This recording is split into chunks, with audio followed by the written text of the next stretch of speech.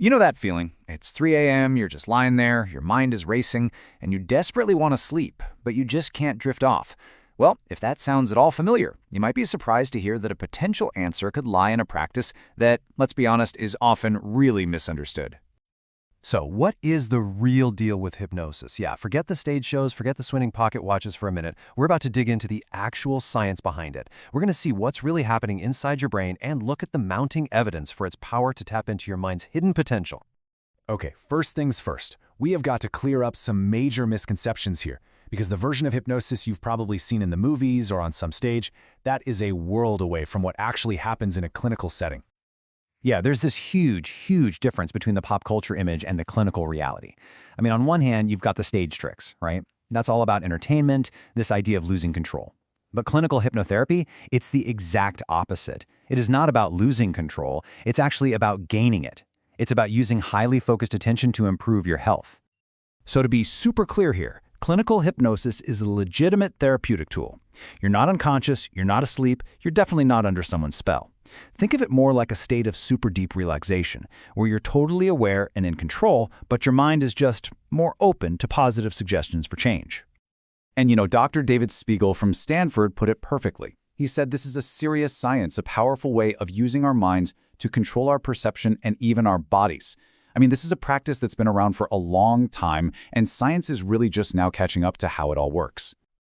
All right, so we know what hypnosis is. Now let's get into the really cool stuff, how it works. What does neuroscience actually reveal about a brain that's under a trance?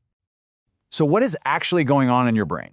For the longest time, this was just a total mystery. But now, thanks to technology like fMRI scans, researchers can literally see the changes in brain activity. It's incredible stuff, really. Okay, so researchers at Stanford basically pinpointed 3 key changes in a hypnotized brain. Number 1, your brain's worry center, the part that's always deciding what to stress about, it just quiets right down. You get so absorbed that the anxiety kind of fades away.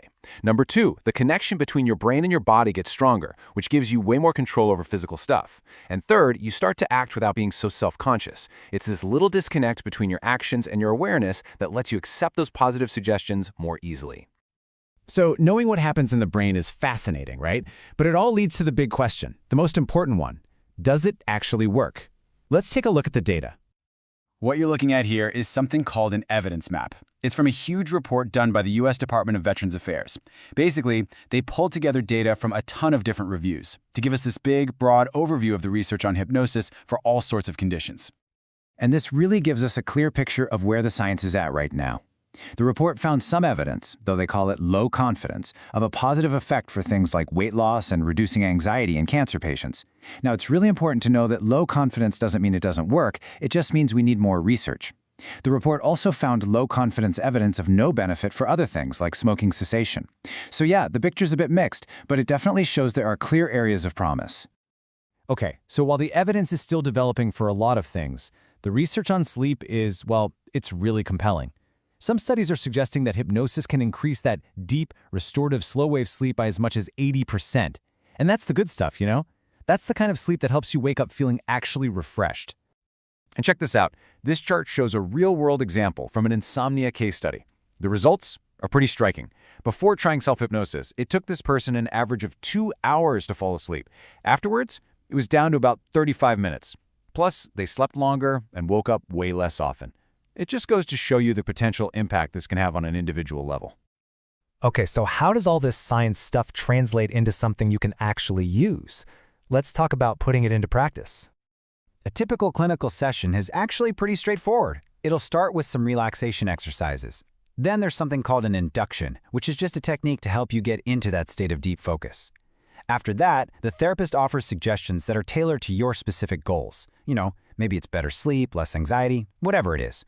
And then at the end, you're gently guided back to full awareness. See? No magic, just a simple, structured process. And this, I think, is the most empowering part of it all. Ultimately, all hypnosis is self-hypnosis. The therapist, they're really just a guide. It's a skill that you can learn and practice all on your own, which gives you direct control over the whole process. So how can you actually try this for yourself? Well, guided hypnosis apps and online videos are a fantastic starting point. They usually have a soothing voice, some calming music, and use imagery to help you relax. Like they might ask you to picture yourself walking down a staircase, getting more and more relaxed with every single step. The real key, though, is consistency. But listen, for more chronic issues, it's always best to find a certified hypnotherapist. A great resource is the American Society of Clinical Hypnosis. They can help you find someone qualified. So, after all that, what's the big takeaway? Is this whole thing just a case of mind over matter? Well, not exactly. Look, hypnosis isn't a magic wand. It's an evidence-based tool. It's a way to train your mind to control your perceptions and your body. It's about actively taking the reins on your own habits and your own health. What this all shows us is that our brains are so much more powerful than we usually give them credit for. And it really leaves you with a fascinating question, doesn't it? If we can train our minds to do this, what else are you capable of?